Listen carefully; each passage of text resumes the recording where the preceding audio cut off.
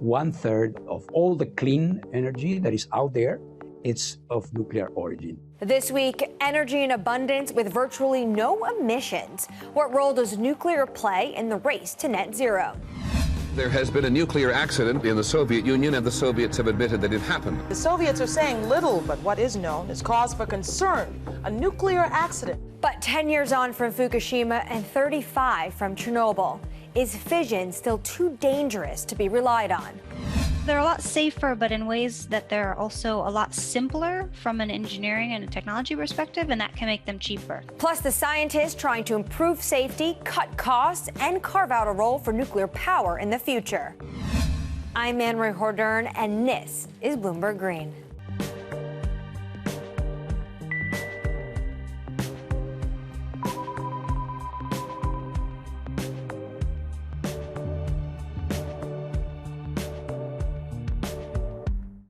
Nuclear fission is probably the most controversial energy technology when it comes to the climate debate. While some countries like Germany are looking to phase out nuclear power, others like Japan say it'll be critical to reach its net zero targets. Here in the UK, though, nuclear power produces around 20% of the country's electricity, with several new plants planned. But for the United States, the future of large-scale nuclear power stations is less clear. Indian Point Energy Center in New York, which produced more than 10% of the state's energy at its peak, shut down at the end of April, and we took a closer look at why and what will replace it. Nuclear is in a crisis mode. Nuclear power provides the greatest amount of carbon-free generation that the U.S. has today. 35 miles north of Manhattan, 2 nuclear reactors provided around 25% of the electricity for the Big Apple. You do the math, you understand why Indian Point's closure is absolutely the only smart move. But losing a nuclear reactor hurts the U.S.'s goals of a carbon-free future. This is the decade we must make decisions that will avoid the worst consequences of the climate crisis. This is a story of Indian Point Energy Center and how the closed power plant can impede zero emissions goals and be a specter of a vanishing atomic future. Well, it used to be that Indian Point was an amusement park, which is kind of amazing to me. Families took boats up the Hudson River to Buchanan, New York to ride the roller coasters. There's 300 miles of the Hudson River. It's been a conduit for commerce, haven for recreation. Nuclear reactors require a lot of water to keep them cool. They must have looked at that property and thought, oh, this is a great place for a nuclear plant. Con Edison acquired the land in 1954. The company finished construction of the Unit 1 nuclear reactor in 1964. 2 more reactors followed. Unit 2 went online in 1974 and Unit 3 in 1976. And then in 2000, Entergy purchased Unit 3 from the state and Unit 2 from Con Ed. When both of those reactors were operating, it supplied about 25% of the electricity to New York City. It's a very valuable piece of power. Before we continue about Indian Point, what is nuclear power? Fission nuclear power is splitting of heavy elements like uranium into smaller particles, and in the process of doing that, releasing a tremendous amount of energy. That energy in the form of heat is used to heat water that is then turned into steam, and that steam goes ahead and spins a turbine and generates electricity. Nuclear is complex technology, obviously. This is Michael Schellenberger. He's an author, and he's advocated for nuclear power in front of Congress. But the plants themselves, they're just power plants. There's steam generators that spin turbines that make electricity. Over the years, attitudes started to shift towards Indian Point. There's 2 reasons. The combination's a lot of political opposition from environmental groups to go ahead and close the nuclear power plant because they were scared, especially in the wake of Fukushima, that a similar accident could happen over here. Riverkeeper has been watching the Indian Point power plant for decades. We've observed that as the plant ages, it becomes more of a safety risk beyond its failure to comply with the Clean Water Act. The Indian Point plant consumes more water every day than the city of New York. And after 9/11, we realized that as this plant ages, it becomes more and more of a risk to the 20 million people who live within 50 miles. Entergy disputes those claims, pointing to large investments in plant safety and reliability. There were people on all sides of this issue. There were people that never wanted the plant here, and other people recognized the value to the economy. Then, in 2017, amid contract discussions, New York Governor Andrew Cuomo and Entergy made a decision. I've personally been trying to close it down for 15 years. Finally, this year, I'm proud to announce that we have an agreement. Indian Point will close in 4 years, 14 years ahead of schedule. In addition to environmental concerns, the economics in an unregulated power market no longer made sense. In January 2017, Entergy announced that it was shutting down Indian Point Unit 2 by 2020, Unit 3 by 2021. The primary decision was related to a drop in wholesale power prices. I mean, the big story in energy, of course, over the last decade and a half is the fracking revolution, which made natural gas really cheap in the United States, and that's put price pressure on both coal plants and nuclear plants in some places. The decommissioning process will take around 15 years. New Yorkers will be safer from the risk of a disaster at the plant, but what will replace the lost energy? Between 2017 and 2021, when they were planning on decommissioning the reactors, almost 2 gigawatts of fossil-fired power came online within 50 miles of Indian Point. So unfortunately, we are replacing, in the immediate future, the electricity generated by Indian Point not by renewables, but by fossil fuels in the form of those natural gas power plants. And Indian Point, I think, stands as a dramatic warning that carbon emissions will go up. We have very, very ambitious goals. The President administration has also said that it wants to have a carbon-free electrical power system by 2035. It's not possible to radically reduce your carbon emissions or your use of fossil fuels without nuclear power. The nuclear right now provides a little bit under 20% of our electricity. I think the Biden climate legislation gives so much subsidies to solar and wind that it could end up accelerating the closure of nuclear plants and thus have a counterproductive impact in terms of emissions. You know, when the sun sets is when people come home from work and start to use all their power. So there's no innovation to solar panels that can make them work better at night. And wind, similarly, is not reliable, especially if you think that weather is becoming more extreme. Nuclear power plants, they're a very, very dense source of electricity that generates a lot of electricity all the time. The power sources of the future will be a combination of renewables and nuclear power if we are really serious about reaching net zero in the time frames that the current administration has gone ahead and identified. Indian Point Unit 3 is the 12th reactor to close since the beginning of 2013. Right now, there are 55 sites and 93 reactors in operation. Reactors in Michigan and California are expected to close in the next few years. And there are 2 advanced reactor sites under construction in Georgia that have exceeded original budgets.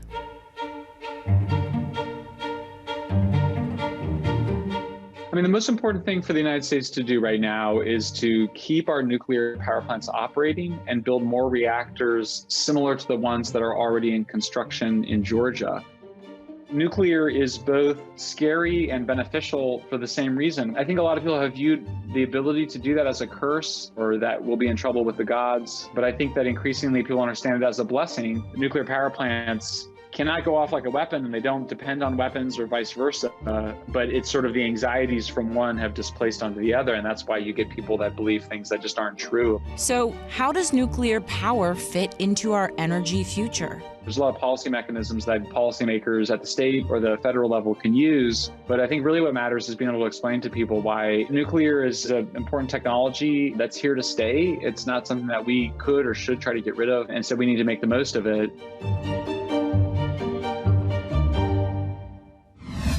Coming up, the history of nuclear power is one of big promises and grave consequences.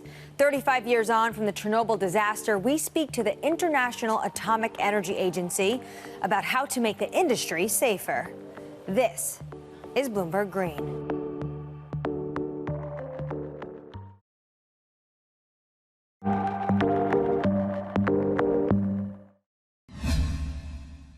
This is Bloomberg Green. I'm Jennifer Zabasaja in New York with your Green Brief. America's biggest meat company is giving faux burgers another shot. Tyson Foods is debuting its first vegan burger. A previous attempt at a half-plant, half-meat patty was a flop. This time, the lineup is 100% vegan and includes fake bratwurst and sausage. It adds to the crowded alt-meat space dominated by the likes of Beyond Meat and Impossible Foods. Germany is planning to spend an extra 5 billion euros to slash emissions from its steel industry. The country is stepping up the efforts to hit increasingly strict climate goals. The money will go towards supporting hydrogen projects by steelmakers. It will also be used to smooth the transition to low-emission metal production.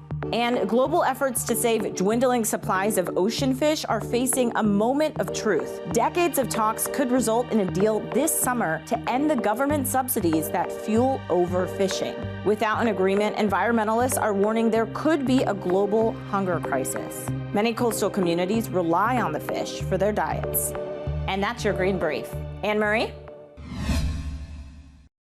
Thanks, Jen.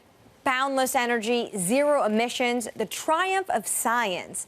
These are the dreams of nuclear power. But Fukushima, 3 Mile Island, Chernobyl, these are its nightmares. 35 years after the meltdown at Chernobyl, technology has advanced leaps and bounds. Many scientists say nuclear power is now safe and will play a key part in a net zero future. But the disaster continues to inform public attitudes, and its legacy is not easily forgotten, especially for those who were there. В разные стороны с потолка начала сыпаться всякая строительный мусор, пыль. Из-под ног начала, как говорится, уходить земля, и погас свет.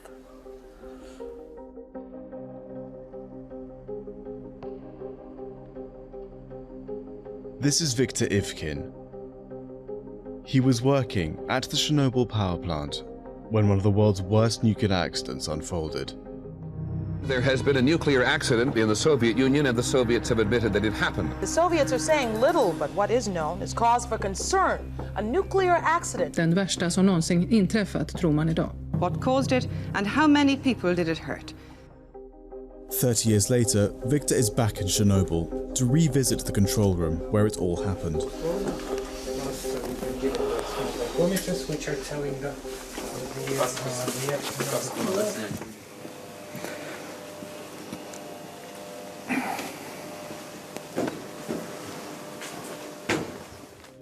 Почувствовали сильный услышали сильный низкочастотный гул, в которого заложило уши, и начали ходить строительные конструкции. Те 45 секунд, которые даны для разворота резервных дизель-генераторов, конечно, они показались вечностью. Страх был после смены. Там не было страха-то. Там.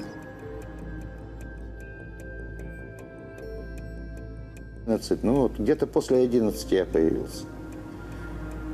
Быстро в ванную, одежду под ванну спрятал.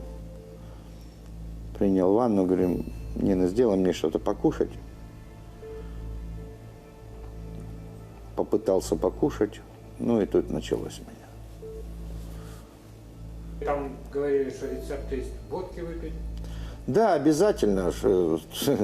После таких случаев, естественно, утром, когда перед тем, как я попробовал сесть покушать, естественно, принял спиртного. Вот. Ну, тем самым и, как мне врачи сказали, что я спас себе желудочно-кишечный тракт. То есть...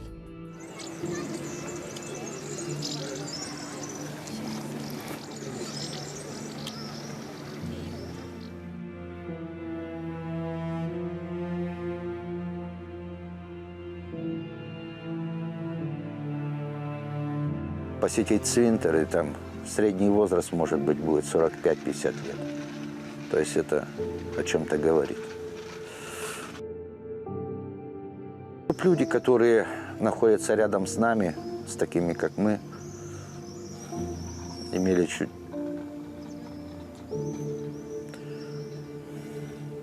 Как сказать? Не сожаление. Сожаления нам не надо. Сожаления нам не надо. Я знаю, что наши люди достаточно гордые в себе. Хотя бы чуть-чуть сочувствия. И это уже немаловажный фактор будет для человека, который в свое время сделал все возможное и невозможное. Многие сделали даже невозможное для человека.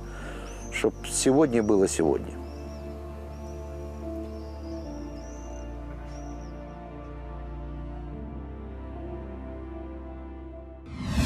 Anti-nuclear sentiment has never gone away following Chernobyl and resurged strongly after the Fukushima disaster in 2011. Some governments have steered clear of investing in nuclear energy, and as we have already seen, other plants are being decommissioned. I spoke to the International Atomic Energy Agency about cleaning up the industry's image. Precisely this week, I was in Chernobyl, working with our Ukrainian colleagues, still remembering what happened 3.5 decades ago. So the one thing we need to do is to confront these concerns and to be clear and transparent about the issues and the problems underlying this. So because societal consent is essential in the free world, at least. Chernobyl is a reality. Of course, Fukushima is a reality. But when you look at the net effects on the environment, on humans, you will see that the record in terms of nuclear safety is sterling. There is also this issue of sometimes the perception that nuclear weapons and nuclear energy are interlinked. And if you add on top of that, or you put in the pot these accidents, well, in the end, it seems to be something problematic. But the reality is that it is not. Yeah, it seems it has at times a bit of a PR problem. Are small modular reactors the way to go? It's part of the way to go. First of all, we have what we have. And the nuclear fleet is very important because it's providing this clean energy and is preventing these billions of tons of CO2 going up in the air. This is very important. And of course, the new generation of reactors will be important, but and we pay a lot of attention to them in terms of the design, in terms of the control, in terms of the safety. But I wouldn't like to give the impression that this contribution of nuclear is something that will come someday in the form of some new reactor that does not exist. Recently, Japan decided they're going to start dumping some water from Fukushima into the sea. This was met with some controversy. Is it safe? It's safe to do it in the right way.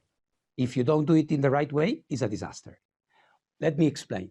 What you have there is water that has been used to cool down these stricken reactors. It is there. It is stored. So what you need to do is treat it so you decontaminate it. You take away the dangerous radionuclides that are there. The thing is that through the IAEA, what you have is a neutral, technically impartial player that is going to be there measuring, monitoring, seeing to it that whatever goes into the ocean does not cause any harm to the marine sediment, the water, or the fish. Do you see more countries wanting to implement nuclear because of climate change goals? I think it's a combination. Climate change has indeed played a role. In terms of climate change, I would say it's more the confirmed users, those who have nuclear power and that are at the same time very coal dependent economies, and they need, should I say desperately, or at least urgently, to lower their emissions because their figures are very bad. But it's mostly for development. Here I have the African countries, the Latin American countries, developing countries that need to recover better, as we say now, in a hopefully post-pandemic world in a few months. Coming up, as the U.S. says that nuclear power will play a significant role in its future energy mix, we speak to one of the scientists trying to revolutionize the sector. This is Bloomberg Green.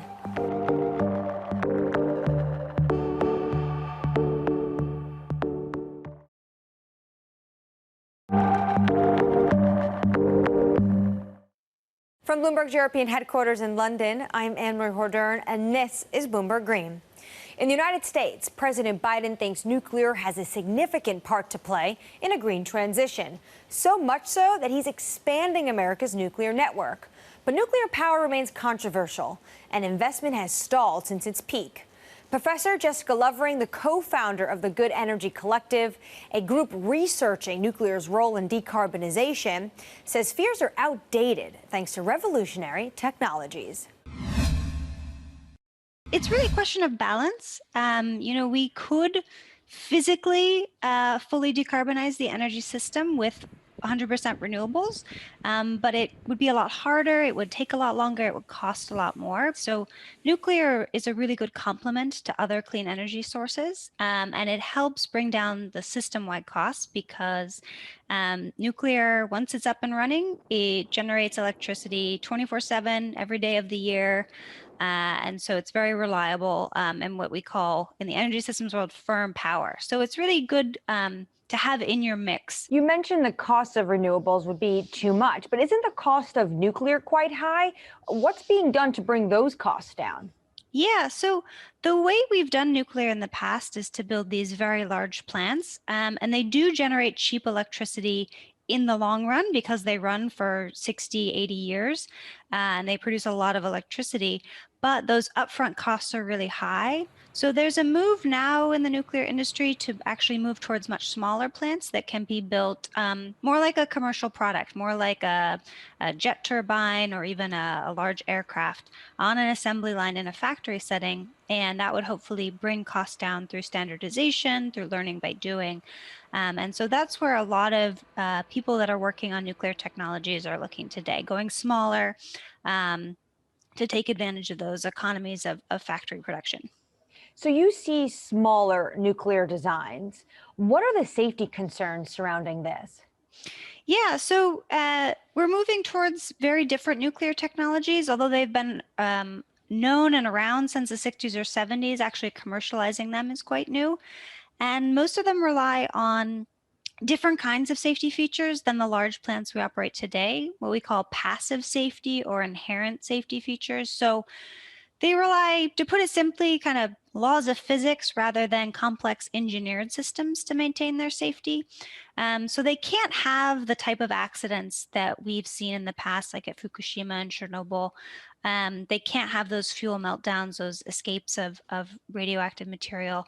And so they're a lot safer, but in ways that they're also a lot simpler from an engineering and a technology perspective, and that can make them cheaper. So sometimes people think if it's safer, it's going to be more expensive, but actually with nuclear, you can get a lot more safety and lower costs if you design the reactor right. The other big question mark when it comes to nuclear is what do you do with nuclear waste? There's been some good policy ideas of how to move forward on waste, setting up some interim sites.